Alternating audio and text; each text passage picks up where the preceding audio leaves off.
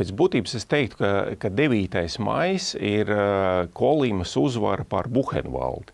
Ja, jo uzvarēja tikpat noziedzīgs režīms, ja ne pat vēl noziedzīgāks, ja absolūtos skaitļos, ja upurus skatāmies. Uzvarēja noziedzīgs režīms otru noziedzīgu režīmu. Ja, un gan koncentrācijas nometnes turpinājās, deportācijas, nogalināšanas turpinājās.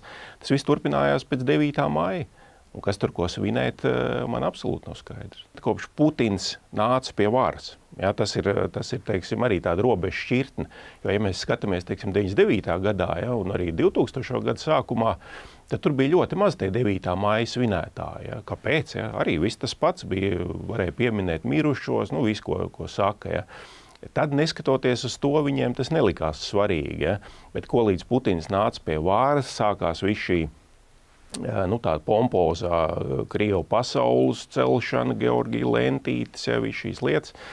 Tā arī šeit Latvijā. Ja, tas kļuva ārkārtīgi populāri un tā kļuva par tādu, savā ziņā Krievu, tādu nacionālo dienu pēc būtības. Pirmie 2 gadu desmiti pēc uzvaras viņa jau netika faktiski nekā pat atzīmēts 9. maijs. Viņš nebija ne svinamā diena, ja, ne svētku diena, un tikai Brežņeva laikā, ja, tātad 20 gadus pēc kara, šo te sāk svinēt. Ja? Tad, kad bija jau apmiruši, jau bija aizgājuši, bija aizmirsies, ja? Kā patiesībā, cik tas bija briesmīgi patiesībā. Ja? Tas bija aizmirsies, un tad pēc 20 gadiem sāk radīt šo mītu, ja? Kad ir bijis liela uzvara, kad bija šie te varoņi, ja? Panfīlovieši, ja? Vēl visādi pilnīgi mītiski, ja? Nekad neeksistējoši, teiksim, varoņu mīti. Un tad tika tagad pēc Putina nākšanas pie varas tam visam tika jau likts klāt vēl visādi, teiksim, Georga Lentītes un visādi impēriskie simboli, ja, pie sarkanā karoga.